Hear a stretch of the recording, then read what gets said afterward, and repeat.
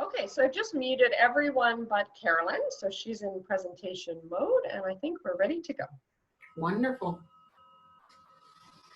Good morning, Creative Spirit for Jordan Station United Church. I am happy to have all of you here with us today. It is a glorious Tuesday morning. The sun is shining, and what more can you ask for first thing in the morning? Other than perhaps some singing. So let's begin with some singing. We are going to start with 269 in Voices United, and that is The Care the Eagle Gives Her Young.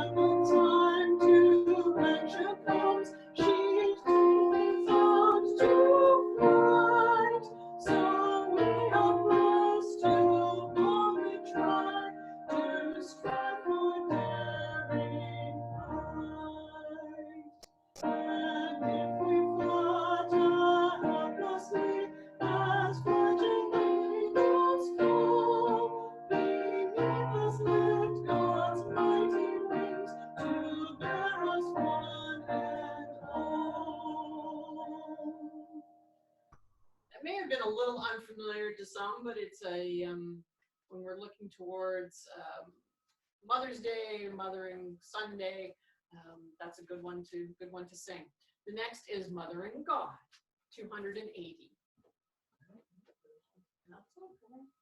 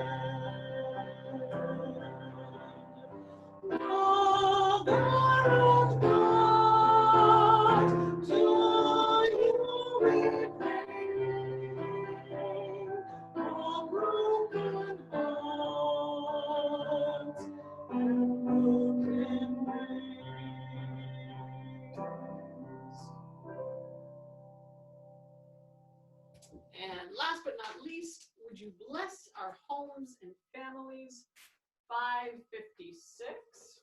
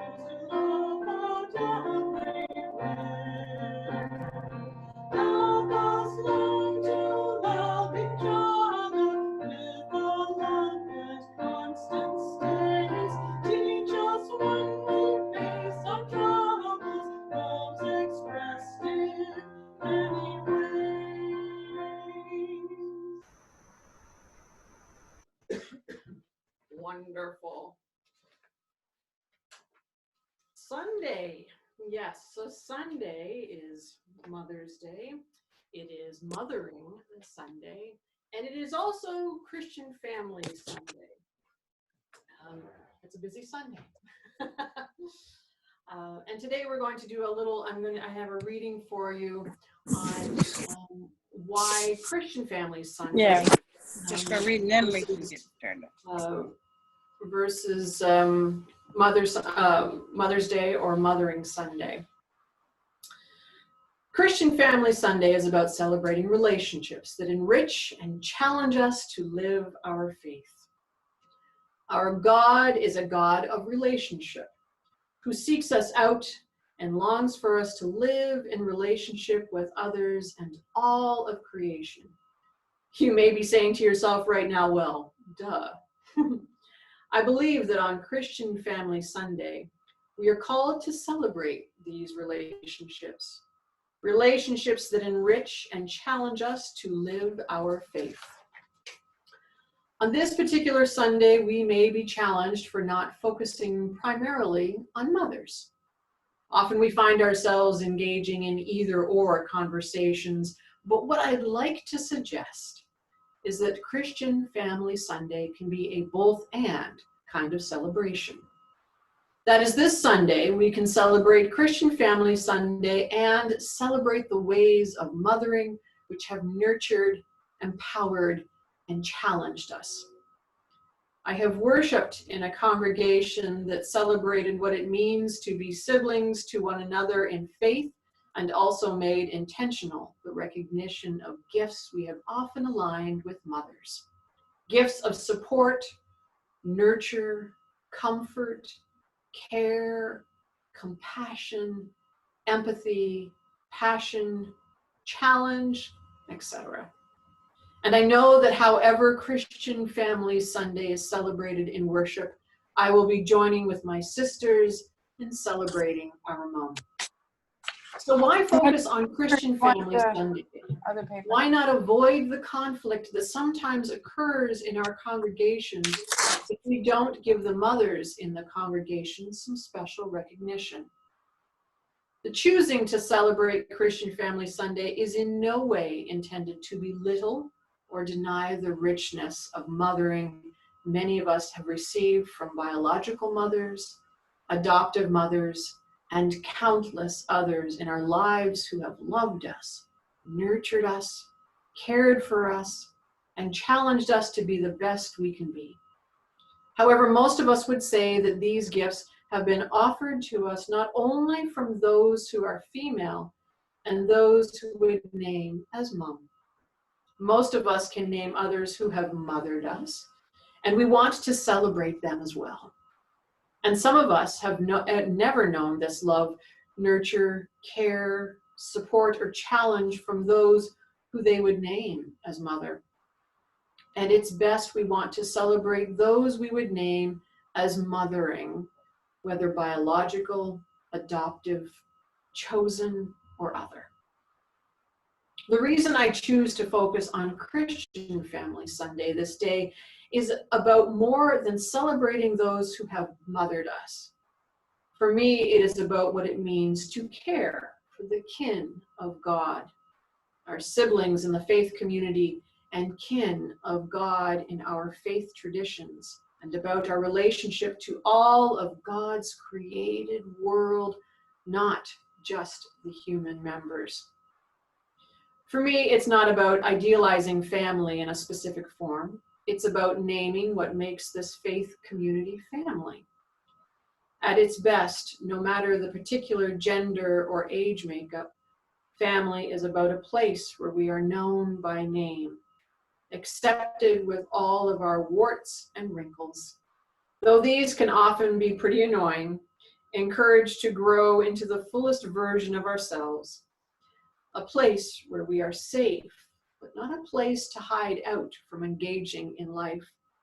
A place that grounds us in values and morality and faith, I hope.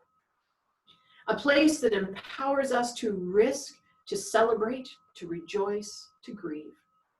A place we can always come back to be fed body, mind, and spirit. You might wish to ask, how do we measure up as a faith community to some of these descriptors of family?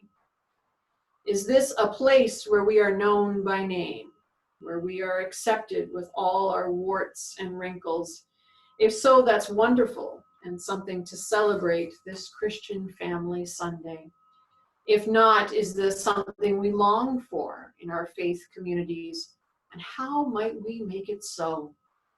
What makes this particular family Christian? How do we share the faith story, share the good news, encourage and help one another to discern God's calling in this day and place? Celebrate and grieve with one another the precious moments of life and death. How do we help one another live our faith, witness to justice and compassion and fullness of life for all God's kin? Are there other descriptors you would want for your faith community as you seek to be Christian family to one another? If you choose to celebrate this second Sunday of May it be a time to remember, to grieve, and to rejoice. And that was brought to us by Jackie Harper, a retired minister with the United Church of Canada. Let's just take a moment in prayer.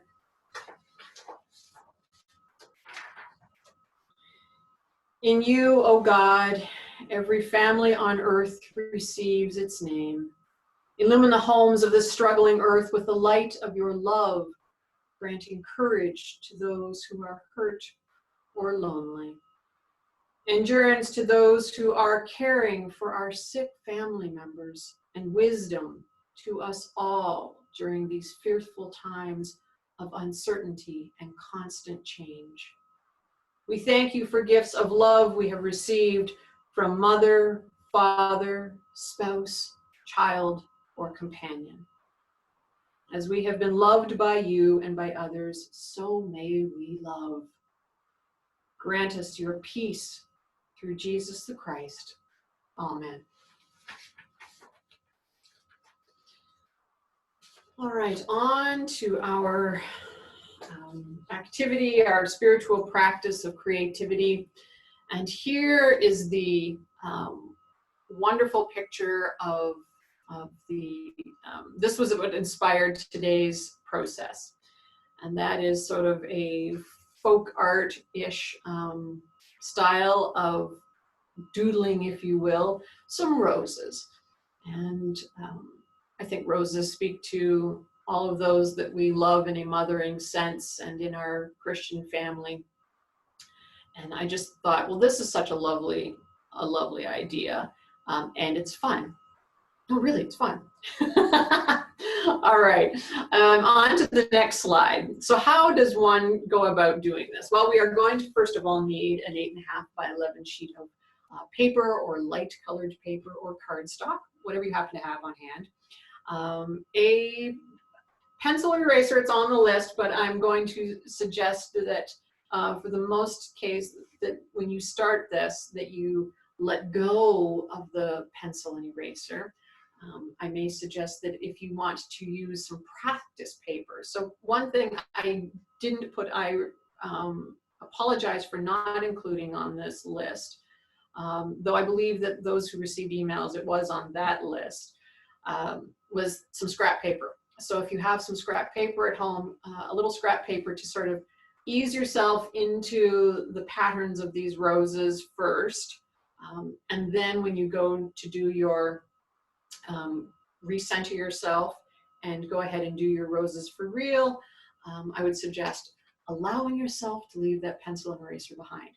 And you will also need a fine or medium black Sharpie type marker. And then whatever you have that might add color, be that colored markers, pencil crayons, crayons. If you have access to watercolors and want to do this all on watercolor paper with a permanent black marker doing the outline of all of the roses and leaves and little embellishments, and then add your watercolor, that's absolutely fine too if you have access. So now the actual process itself. Here is something that is called a string rose. Now, in the example, this is all done actually within a circular hand motion. Though these are not circles per se, not as we would look at our circles and go, where's that beautiful round perfect circle? Well, we all know that there is no perfect, and that this creates that sort of overlapping rose quality, but you don't actually have to lift your pencil from the page.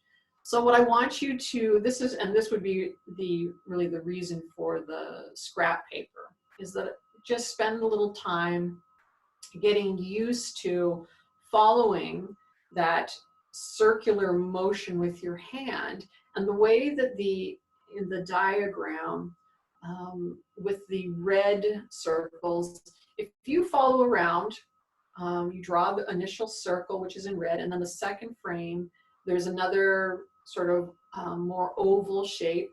That is just literally a continuation of the circle that you just finished. And once you draw that oval shape and your pencil again is at the top, then you can draw what's in that third frame.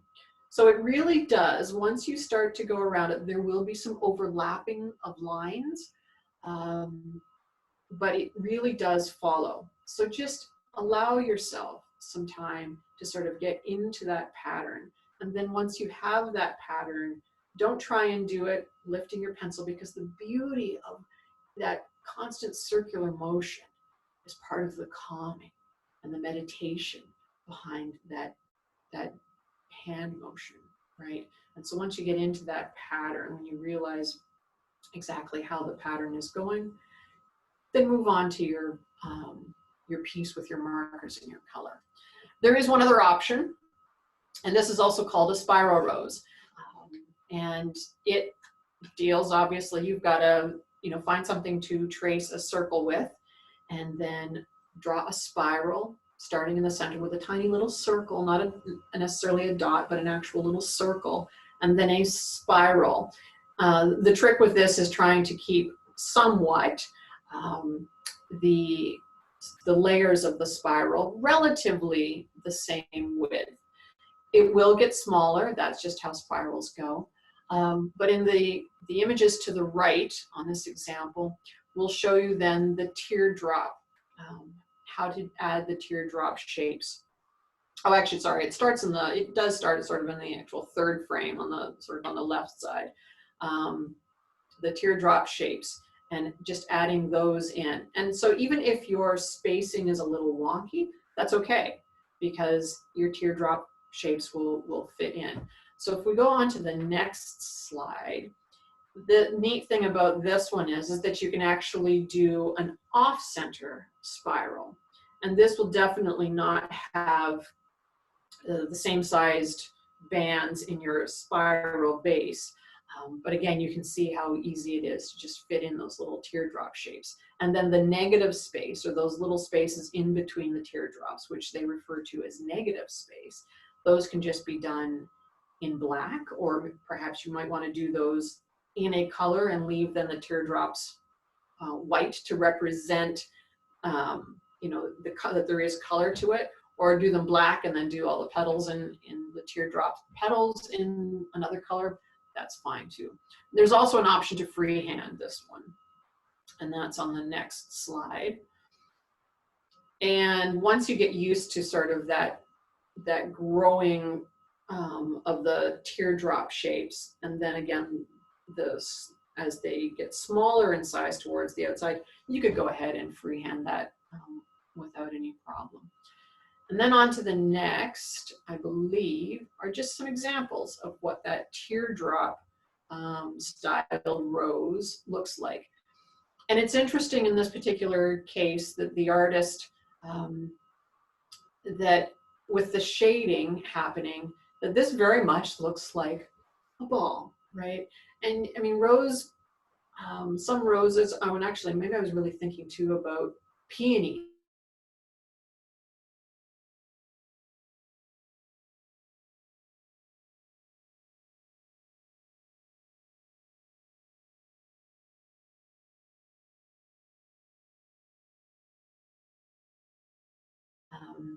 So that's an option. You can find which one feels best to you and then go ahead. And if you would like to create both, then that's fine. But I encourage you in it to just keep in mind whomever has been your mothering factor in your life, or somebody that has had perhaps just your whole family. Keep in mind the Christian family, the family of Jordan Station United Church.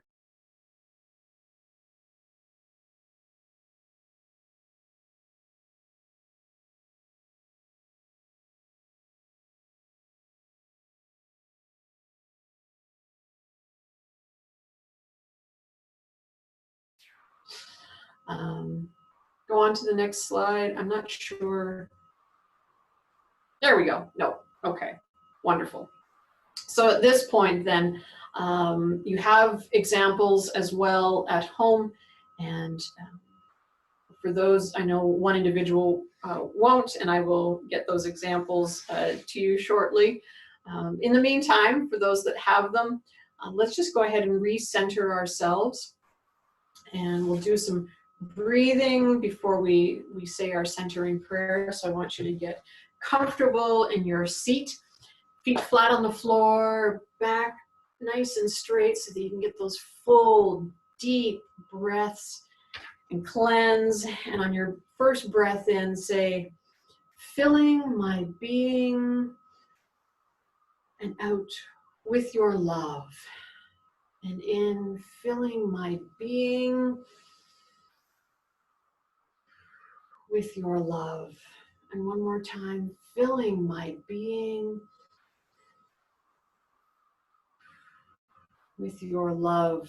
And together we say, Creator God, quiet my mind before it passes judgment on this prayer, my gift of time to you. Amen. So have a wonderful day. Enjoy the creation and of those wonderful meditative roses while you hold those mothering figures in your Christian